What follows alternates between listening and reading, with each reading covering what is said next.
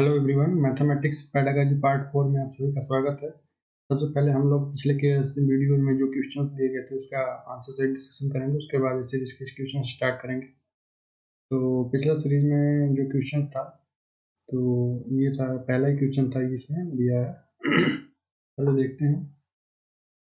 एक अच्छा गणितज्ञ को सक्षम होना चाहिए, इसका आंसर आपको बताना था, कमेंट बॉक्स में लिखना था। तो जिन्होंने सही किया उनको काफ़ी कॉन्ग्रेचुलेशंस, लेकिन जिन्होंने नहीं कर पाया तो कोई बात नहीं, निराश होने की कोई बात नहीं। अगले क्वेश्चन सीरीज में करने की कोशिश करना।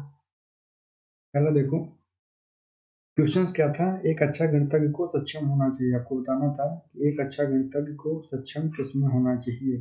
पहला देखो ऑप्शंस, अधिकतम सूत्र याद करने में सक्षम होना चाहिए, कुछ ही समय में समस्या का समाधान करने में सक्षम होना चाहिए, या फिर अवधारणाओं के मध्य संबंध स्थापित करने, समझने और प्रयुक्त करने में होना चाहिए, या फिर नेक्स्ट डी नंबर, सवालों के जवाब देने में विशेषज्ञ हो। तो जो एक मैथमेटिशियन है वो सबसे गुड क्वालिटी उसमें कैसे होंगी, उसमें कौन सा गुड क्वालिटीज होंगी, ये आपको बताना था। नीचे 4 ऑप्शन दिए गए थे, पहला देखिए, इसका जो आंसर हो जाएगा क्वेश्चन नंबर पहले का सी नंबर होगा। एक अच्छा गणितज्ञ जो है अवधारणाओं के मध्य संबंध स्थापित करने की कला रखता हो, उसको समझने में उपयुक्त हो और उसको प्रयुक्त करने में भी उपयुक्त हो, यानी सी नंबर इसका आंसर हो जाएगा। पहले का आंसर सी नंबर होगा। क्वेश्चन नंबर सेकंड देखो, गणित की पाठ्य पुस्तक में विभिन्न प्रकरणों में खंड अभ्यास समय को समावेशित करने का उद्देश्य क्या है। यानी गणित की पाठ्य पुस्तक में विभिन्न प्रकरणों में, यानी विभिन्न प्रकार के जो खंड होते हैं, प्रकरण होते हैं, उसमें खंड अभ्यास समय को समावेशित करने का क्या उद्देश्य होता है। जो उसमें अभ्यास समय के लिए कुछ क्वेश्चन या फिर टाइम दिया होता है, तो उसको क्यों शामिल किया जाता है, ये बताना है यहाँ पे।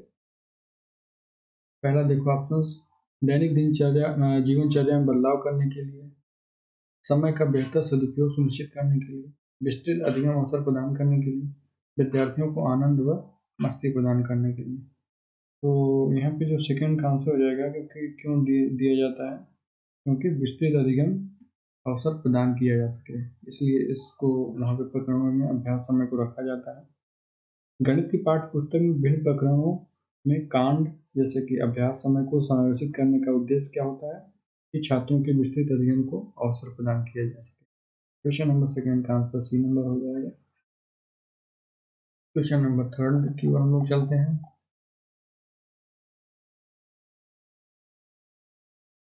त्योहार, आपको बताना है यहाँ पे, त्योहार के समय कक्षा 5 में प्रतिशत प्रकरण के समय सेल पर कक्षाई चर्चा शुरू की गई है। ठीक है, कक्षा में इस प्रकार की चर्चा क्या हो सकती है, नीचे 4 ऑप्शन दिए गए हैं। तो आपको पता है कि त्योहारों के समय काफ़ी ज़्यादा सस्ते सामानों को दिया जाता है, उसमें छूट दिया जाता है, 30% छूट दिया जाता है। तो उसी से रिलेटेड क्वेश्चन है कि जो आपको त्योहार के समय प्रतिशत प्रकरण में के समय जो सेल यानी बेचा जाता है, पर कक्षाई चर्चा शुरू की गई है, उसमें कक्षा में डिस्कशन किया जा रहा है। तो इससे इस चर्चा का क्या उद्देश्य हो सकता है, क्यों डिस्कशन किया जा रहा है। सामान तो बाहर बाजार में बिकता है, लेकिन कक्षा में क्यों डिस्कशन किया जा रहा है, इसका क्या उद्देश्य होगा, नीचे ऑप्शन दिए गए हैं, देखो। एक दूसरे के विचारों को सुनने में विद्यार्थियों की सहायता करती है और अपना तर्क प्रस्तुत करने के लिए उन्हें प्रोत्साहित करती है, इसलिए इसको डिस्कशन किया जाना चाहिए। या फिर एक की उपेक्षा की जानी के चाहिए, क्योंकि यह कक्षा के शोर के स्तर को बढ़ाती है और दूसरों को परेशान करती है। ये जो कक्षाई चर्चा होती है तो इसकी उपेक्षा करनी चाहिए, क्योंकि यह कक्षा के शोर को स्तर को बढ़ाती है और दूसरों को परेशान करती है। या फिर जो कक्षाई चर्चा होती है अपने वाद विवाद संबंधी कौशलों को बढ़ाने में विद्यार्थियों की सहायता करती है। या फिर कक्षा में गर्मा गर्मी वाली बहस आरंभ करती है और कक्षा के माहौल को खराब करती है। ये आंसर तो कभी नहीं होगा, क्योंकि ये चुनावी डिबेट तो हो नहीं रहा है। यानी क्वेश्चन थर्ड का जो यहाँ पे आंसर हो जाएगा, पहला ही नंबर होगा, सबसे उपयुक्त आंसर हो जाएगा। तो कक्षाई चर्चा का शुरू करने का उद्देश्य क्या होना चाहिए, एक दूसरे के विचारों को सुनने में विद्यार्थियों की सहायता करती है, ठीक है, और अपना तर्क प्रस्तुत करने के लिए उन्हें प्रोत्साहित भी करती है। तो यहाँ पहले ही आंसर हो जाएगा ए नंबर। क्वेश्चन नंबर 4, इसमें भी क्वेश्चन मैथ पेडागोजी में भी काफ़ी इजी क्वेश्चन होते हैं, बस हम लोगों को थोड़ा सा पेशेंस रख के समझना होता है कि वाकई में पूछ क्या रहा है क्वेश्चन, उसी अनुरूप हम लोगों को टिक करना चाहिए, तो उससे गलत होने के भी चांसेस कम होंगे और अधिक से अधिक कर भी पाएंगे। टाइम भी मतलब टाइम मैनेजमेंट का भी काफ़ी ज़्यादा जिसमें वो रहता है। क्वेश्चन नंबर 4 देखो, राष्ट्रीय पाठचर्या की रूपरेखा national curriculum framework 2005 and national curriculum framework 2005 के अनुसार राष्ट्रीय पाठचर्या की रूपरेखा 2005 के अनुसार क्या है? गणित की शिक्षा का मुख्य उद्देश्य बच्चे की गणितीकरण की क्षमताओं का विकास करना है। स्कूली गणित का सीमित लक्ष्य है लाभप्रद क्षमताओं का विकास। यह गणितीकरण बच्चे की डाटा क्षमताओं का विकास करने की ओर संकेत करता है। तो जो राष्ट्रीय पाठचर्या की रूपरेखा 2005 के अनुसार जो प्रस्तावित किया गया है कि गणित की शिक्षा का मुख्य उद्देश्य बच्चे का गणितीकरण की क्षमताओं का विकास करना है, लेकिन स्कूली गणित का सीमित लक्ष्य है कि लाभप्रद क्षमताओं का विकास करना। यहाँ गणितीकरण जो है बच्चे की कौन सी क्षमताओं का विकास करने की ओर संकेत करता है। नीचे 4 क्षमताएं दी गई हैं, उसमें आपको किसी एक को चूज करना है। पहला देखो, वर्गमूल और घनमूल निकालने सहित सभी संख्या संक्रियाओं के प्रभावी निष्पादन की क्षमताओं का विकास किया जाता है, या फिर स्वतंत्र रूप से ज्यामितीय प्रमेयों का निरूपण और उनका सत्यापन करने की, शब्द समस्याओं को रेखीय समीकरण में अनुदित करने की, या फिर पूर्व धारणाओं को उनके तार्किक निष्कर्ष का अनुशीलन करने और अमूर्तन का संचलन करने के लिए गणितीय रूप से चिंतन और तर्क के बच्चे के संसाधनों का विकास करने। उसमें ऐसा कौन सा ऑप्शन उपयुक्त होगा जो गणितीकरण के माध्यम से बच्चे की क्षमताओं का विकास करने की ओर संकेत करेगा। यहाँ पे क्वेश्चन नंबर 4 का जो आंसर होगा, सबसे उपयुक्त आंसर हो जाएगा, क्वेश्चन नंबर 4 का आंसर डी नंबर होगा। यह जो है पूर्व धारणाओं को उनके तार्किक निष्कर्ष का अनुशीलन करने और अमूर्तन का संचलन करने के लिए गणितीय रूप से चिंतन और तर्क के बच्चे के संसाधनों का विकास करने में, जो कि क्षमताओं का विकास करने की ओर संकेत करेगा। ठीक है, क्वेश्चन नंबर 5 की ओर हम लोग चलते हैं। ये रहा क्वेश्चन 5। क्वेश्चन पढ़ते हैं सबसे पहले। एक शिक्षक कक्षा 3, यहाँ पे कक्षा 3 में की बात की जा रही है, तो कक्षा 3 में निम्नलिखित कार्डों का वितरण करता है। ये कुछ कार्ड 4 आपको दिख रहे होंगे, ये दिए गए हैं, चारों कार्ड हैं, और बच्चों को, ये रहा चारों कार्ड, ये बच्चों को समान आकृतियों का मिलान करने के लिए कहता है। इस खेल का क्या उद्देश्य होगा? इसमें सभी क्वेश्चंस में, ऐसे क्वेश्चंस में उद्देश्य पूछा रहता है कि ऐसे इस चीज़ के करने से इसका क्या उद्देश्य होगा। तो यहाँ पे कार्ड वितरण किया जा रहा है स्कूल की कक्षाओं में, और उसमें से ये कार्ड को मैच कराना है। तो इस मैचिंग का क्या उद्देश्य हो सकता है? नीचे 4 ऑप्शन दिए गए हैं। पहला देखो, कक्षा कक्ष के वातावरण को व्यस्त और आनंददायक बनाने के लिए सबसे उपयोगी होगा, या फिर विभिन्न अभिविन्यासों में समान आकृतियों की पहचान करने में बच्चों की मदद करेगा, आंख हाथ के समन्वय को बढ़ाएगा, समानता का सर्वांग समता की अवधारणा का विकसित करेगा। यहाँ पे क्वेश्चन नंबर 5 का जो आंसर हो जाएगा, किसी कार्ड को इस प्रकार के जो क्वेश्चंस होते हैं वो बेसिकली, अब यहाँ पे जो आंसर दिया गया है सबसे उपयुक्त आंसर हो जाएगा बी नंबर हो जाएगा, विभिन्न अभिविन्यासों में समान आकृतियों की पहचान। ठीक है, समान आकृतियों की पहचान करने में बच्चों की मदद करेगा। ठीक है, इसका यही उद्देश्य हो सकता है, क्योंकि इसमें सर्वांग समता जैसी चीज़ें हैं, या फिर इसमें क्या समानताएं हैं उस अनुसार से मैच कर पाएगा, और इसके कारण उसके जो है अभिविन्यासों में समान आकृतियों की पहचान करने में उसकी रुचि भी और उसकी क्षमताएं भी विकसित होंगी। क्वेश्चन नंबर 5 का आंसर बी नंबर होगा।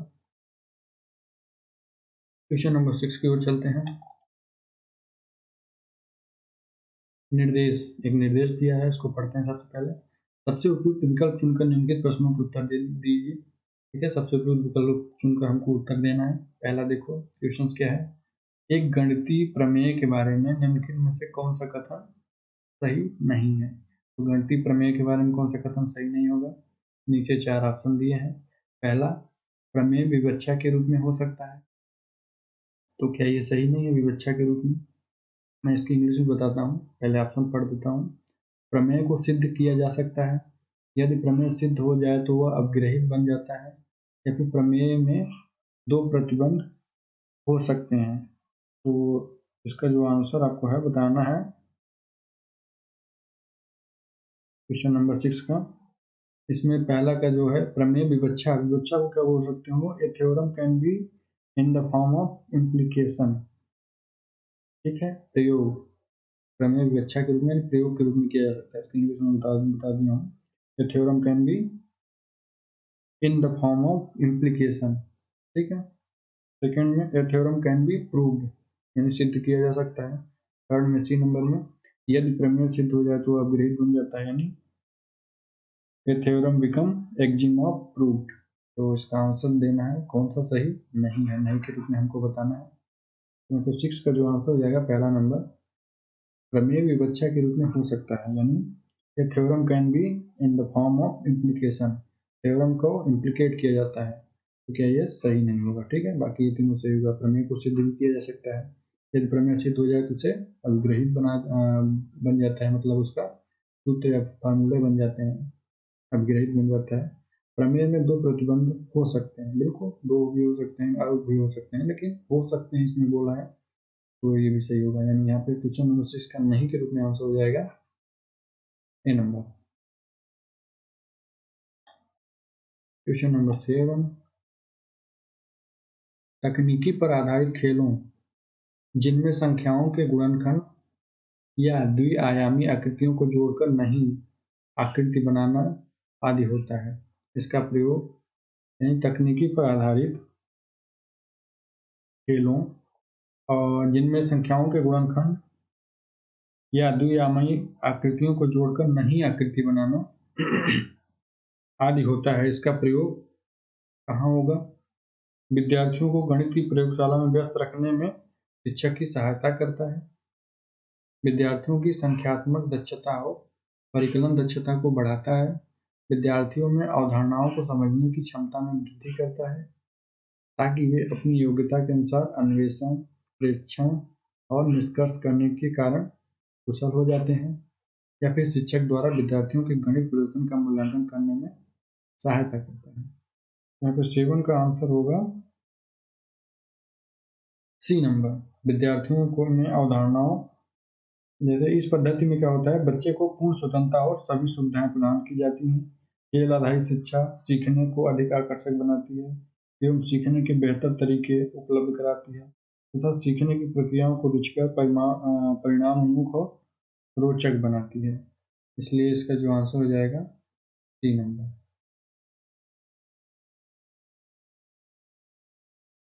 क्वेश्चन नंबर 8, एक बच्चा जिस अवस्था में सभी संख्या संबंधी संक्रियाओं को करने में सक्षम है, एक जो चिल्ड्रन है जिस अवस्था में सभी संख्या संबंधी संक्रियाओं को करने में सक्षम है तथा भिन्नों के संप्रत्यय की व्याख्या करने में सक्षम है, वह अवस्था क्या हो सकती है? मतलब एक बच्चे को इस बात का पता है या फिर उसकी जानकारी है कि संख्या संबंधी संक्रियाओं को कैसे किया जाता है और भिन्नों के संप्रत्यय को कैसे किया जाता है, उसे क्या बोल सकते हैं? उसके अंदर कौन सी एबिलिटी है, कौन सी क्षमताएं हैं? संक्रियात्मक अवस्था, आरंभिक अवस्था, परिमाणात्मक अवस्था या विभाजनात्मक अवस्था, कौन सी अवस्थाएं हो सकती हैं, उसको क्या बोला जा सकता है? यहाँ पे 8 का जो आंसर हो जाएगा संक्रियात्मक अवस्था, पहला ही नंबर होगा। क्वेश्चन नंबर 9, निर्देश, एक निर्देश दिया है, सबसे उपयुक्त विकल्प चुनकर निम्नलिखित प्रश्नों के उत्तर दीजिए। ठीक है, सबसे उपयुक्त विकल्प चुनना है। अभिग्रहित के बारे में निम्नलिखित में से कौन सा कथन उचित है? यहाँ पे बताना है अभिग्रहित के बारे में सबसे उपयुक्त कथन कौन सा होगा।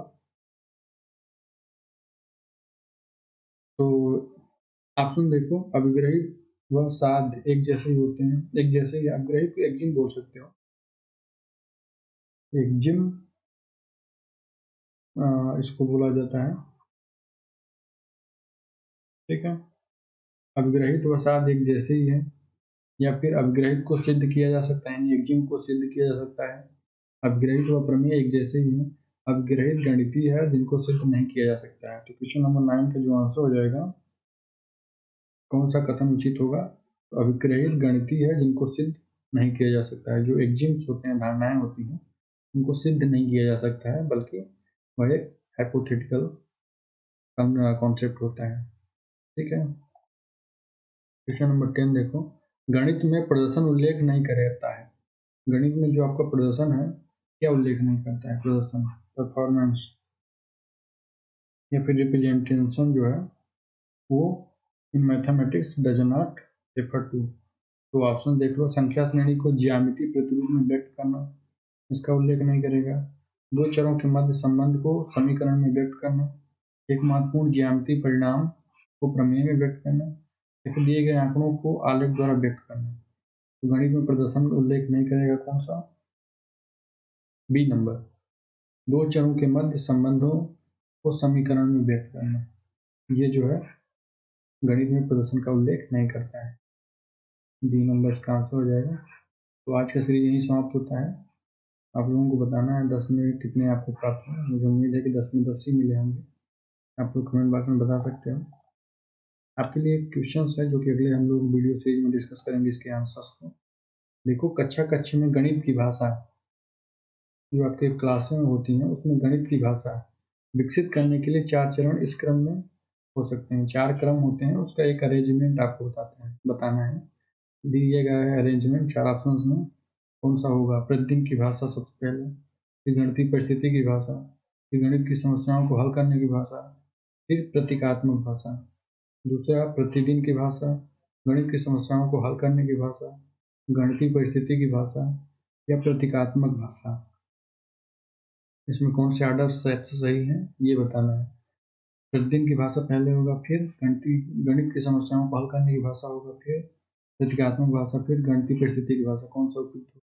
या फिर ये डी नंबर, प्रतिदिन की भाषा, फिर प्रतीकात्मक भाषा, फिर गणित की समस्याओं को हल करने की भाषा, फिर गणितीय परिस्थिति की भाषा।